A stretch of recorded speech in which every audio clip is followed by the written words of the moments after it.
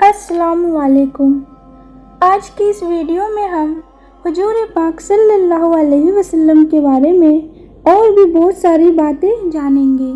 حضور پاک صلی اللہ علیہ وسلم مسجد میں وعظ فرماتے تو مبارک چھری پر ٹیک لگا کر قیام فرماتے، اور جہاد کے میدان میں نصیحت فرماتے تو کمان پر ٹیک لگا کر کھڑے ہو جاتے۔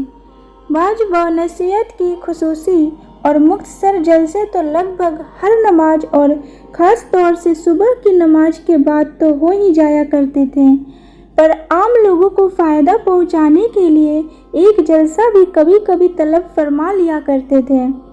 وعظ کے دوران جس معاملے پر زیادہ زور دینا ہوتا اس پر ان لفظوں میں قسمیں کھاتے ہیں، والذی نفسی بیدہ، یعنی قسم ہے اس ذات کی جس کے ہاتھ میں میری جان ہے۔ حضور پاک صلی اللہ علیہ وسلم خاموشی کا انداز 4 مسئلوں میں ہوتی تھی۔ پہلا حلم یعنی سہنشیلتا، دوسرا بیدار مغزی یعنی جاگرتی، اور تیسرا رعایت دینے کا انداز، اور چوتھا فکر۔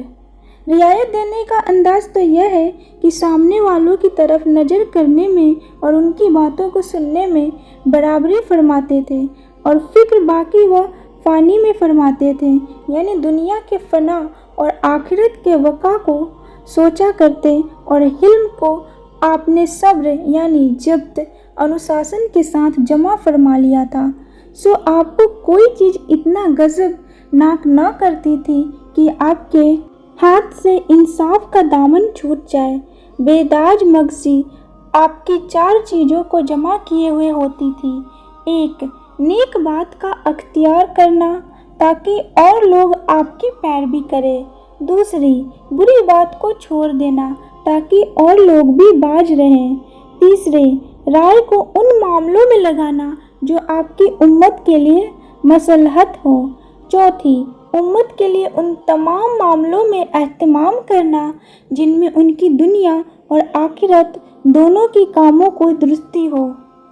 آپ کا ہر معمول اعتدال کے ساتھ ہوتا تھا، ان میں بے انتظامی نہیں ہوتی تھی کہ کبھی کسی طرح کر لیا اور کبھی کسی طرح کر لیا۔ لوگوں کو تعلیم دینے میں مصلحت کو نظر میں رکھتے، اس میں غفلت نہ فرماتے، اس احساس سے کہ اگر ان کے حال پر چھوڑ دیا جائے تو کچھ تو خود ہی دین سے غافل ہو جائیں گے، یا دین کے کچھ معاملوں میں اعتدال سے زیادہ مشغول ہو کر دین سے اکتا جائیں گے۔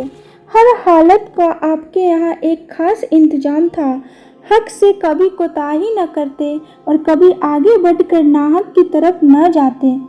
سب میں افضل آپ کے نزدیک وہ آدمی ہوتا جو عام طور سے سب کا خیر خواہ ہوتا، اور سب سے بڑا رتبہ اس آدمی کا ہوتا جو لوگوں کی غم خواری اور مدد اچھی طرح کرتا۔ نیکسٹ ویڈیو میں ہم حضور پاک صلی اللہ علیہ وسلم کی زندگی کے بارے میں اور بھی بہت ساری باتیں جانیں گے۔ اللہ تعالی ہمیں اور آپ کو دین کو صحیح طریقے سے سمجھنے کی اور اس پہ عمل کرنے کی توفیق عطا فرمائے۔